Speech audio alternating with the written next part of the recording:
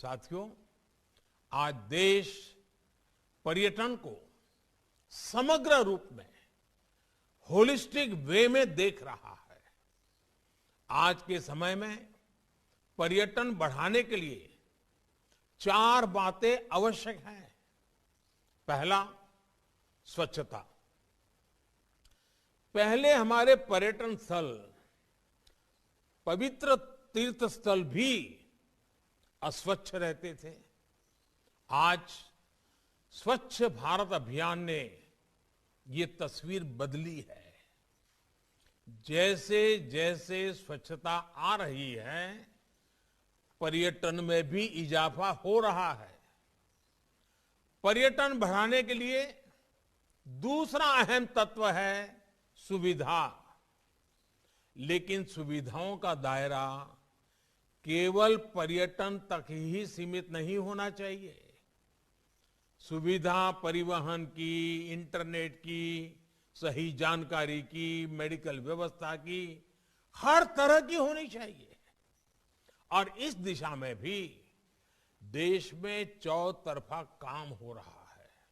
साथियों, पर्यटन बढ़ाने का तीसरा महत्वपूर्ण पहलू है समय। आजकल 2020 का दौर है। लोग कम से कम समय में ज्यादा से ज्यादा स्थान कवर करना चाहते हैं। आज जो देश में हाईवेज, एक्सप्रेसवेज बन रहे हैं, आधुनिक ट्रेन्स चल रही है, नए एयरपोर्ट शुरू हो रहे हैं, उनसे इसमें बहुत मदद मिल रही है। उड़ान योजना की वजह से हवाई किराए में भी काफी कमी आई है। यानी जितना यात्रा का समय घट रहा है, खर्च कम हो रहा है, उतना ही पर्यटन बढ़ रहा है। अगर हम गुजरात को ही देखें तो हमारे यहां बनासकांठा में अंबाजी के दर्शन के लिए, पावागढ़ में कालिका माता के दर्शन के लिए, गिरनार में अब तो रोपवे भी हो गया है, सातपुड़ा में कुल मिलाकर 4 रोपवे काम कर रहे हैं। इन रोपवे के शुरू होने के बाद पर्यटकों की सुविधा में वृद्धि हुई है और पर्यटकों की संख्या में भी बढ़ोतरी देखी जा रही है।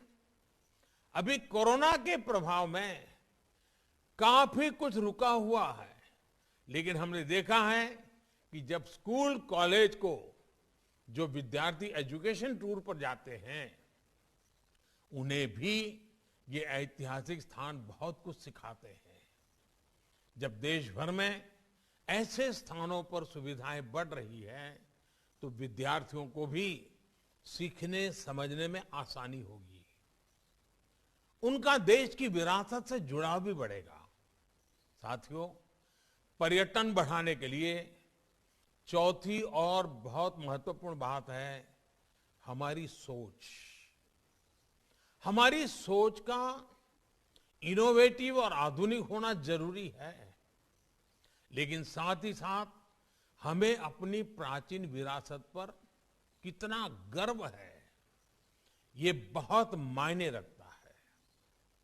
हम में ये गौरव भाव है, इसलिए हम भारत से चोरी की गई मूर्तियों को, पुरानी धरोहरों को दुनिया भर में से वापस ला रहे हैं। हमारे लिए हमारे पूर्वजों ने इतना कुछ छोड़ा है, लेकिन एक समय था जब हमारी धार्मिक सांस्कृतिक पहचान पर बात करने में संकोच किया जाता था। आजादी के बाद दिल्ली में कुछ गिने चुने परिवारों के लिए ही नवनिर्माण हुआ, लेकिन आज देश उस संकीर्ण सोच को पीछे छोड़कर नए गौरव स्थलों का निर्माण कर रहा है, उन्हें भव्यता दे रहा है। ये हमारी ही सरकार है जिसने दिल्ली में बाबा साहब मेमोरियल का निर्माण किया। ये हमारी ही सरकार है जिसने रामेश्वरम में एपीजे अब्दुल कलाम स्मारक को बनवाया। इसी तरह नेताजी सुभाष चंद्र बोस और श्यामजी कृष्ण वर्मा जैसे महापुरुषों के साथ जुड़े हुए स्थानों को भव्यता दी गई है। हमारे आदिवासी समाज के गौरवशाली इतिहास को सामने लाने के लिए देश भर में आदिवासी म्यूजियम भी बनाए जा रहे हैं। आज केवड़िया में बनी स्टैच्यू ऑफ यूनिटी पूरे देश का गौरव है। कोरोना काल शुरू होने से पहले बहुत ही कम समय में 45 लाख से ज्यादा लोग स्टैच्यू ऑफ यूनिटी को देखने आ चुके थे। कोरोना काल के बावजूद अब तक 75 लाख से ज्यादा लोग स्टैच्यू ऑफ यूनिटी को देखने आ चुके हैं। हमारे नवनिर्मित स्थलों का ये सामर्थ्य है, ये आकर्षण है। आने वाले समय में ये प्रयास पर्यटन के साथ हमारी पहचान को भी नई ऊंचाई देंगे।